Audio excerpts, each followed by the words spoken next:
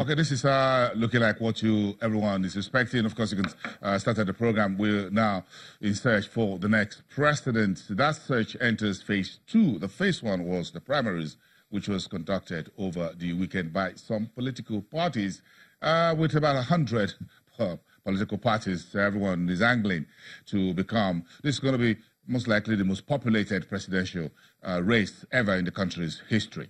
But right now we have a few front runners who already have concluded some of their primaries, at least by the weekend, and reported, and we are bringing some of them to you. Of course, you know a few of them, but this is the time for what you call the KYC, know your customer, or what you get the banking sector now is to know your presidential hopefuls. And as we list them, please be reminded that they are not listed in any order of preference, but by the alphabetical order of their surnames.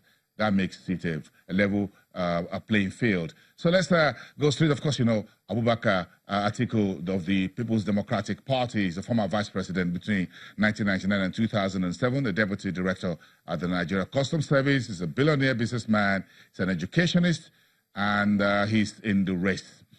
Al-Mustafa Hamza is of the People's Party of Nigeria. Over the weekend, he got the party's nod to lead in 2019 elections. He was Chief Security Officer to the late Head of State, General Sani Abacha, was a former major in the Nigerian Army.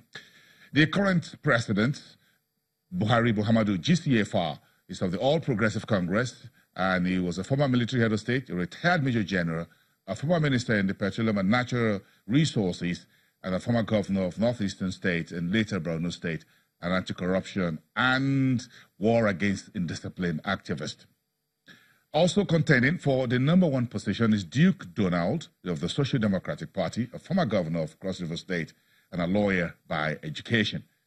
Also in the race is Ezekwesili Obi of the Allied Congress Party of Nigeria, a two-time minister in the Solid Minerals and Education, a pioneer head of the due process unit of the government, a former vice president of the World Bank, a co-founder of Transparency International. She's also an activist and is on the board of the Worldwide Foundation and a few other international organizations.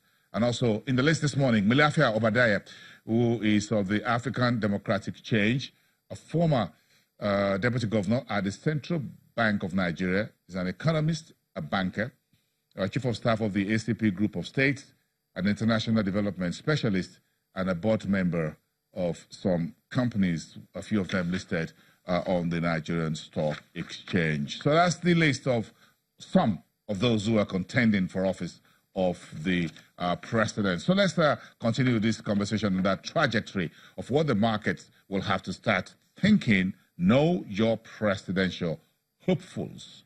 Let's talk to the head of research at Vetiva Capital Management, Olalekan Labode, joining us via Skype from downtown Lagos this morning. Olalekan, thank you very much. It's good to see you.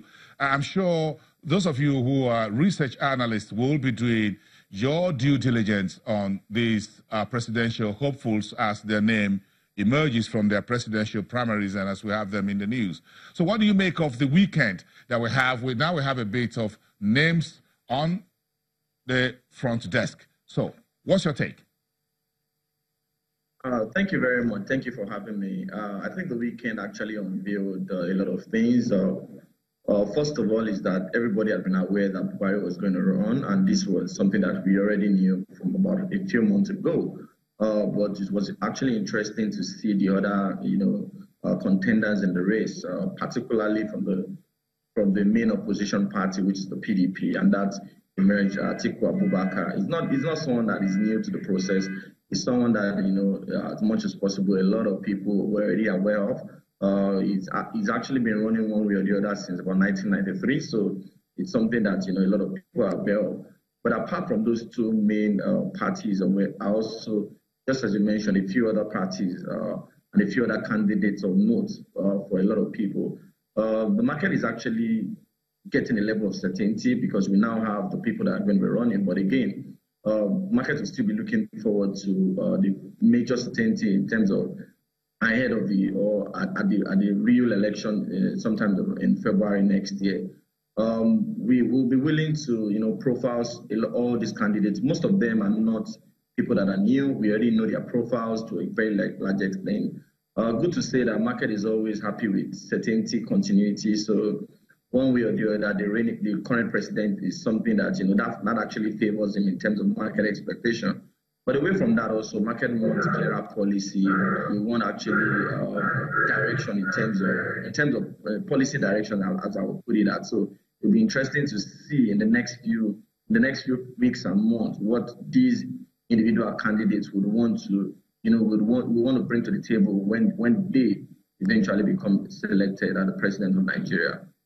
Lekan, I want us to break this down a little bit in terms of, yes, you have you have some political parties, and then you have the presidential hopefuls or aspirants for each party. So, aside what you can call the main political position, about the individuals, and it looks like as you continue to look at the list, you begin to have individuals who says they can do better by running the economy, by running the markets, by providing security, by tackling corruption, whatever. So President Buhari, who is the incumbent, now has quite a number of those who are aspiring and hopeful to be in his seat. That's the situation where we find ourselves. So regardless of their political party, these are individuals who are bringing a number of things to the table in terms of their resume.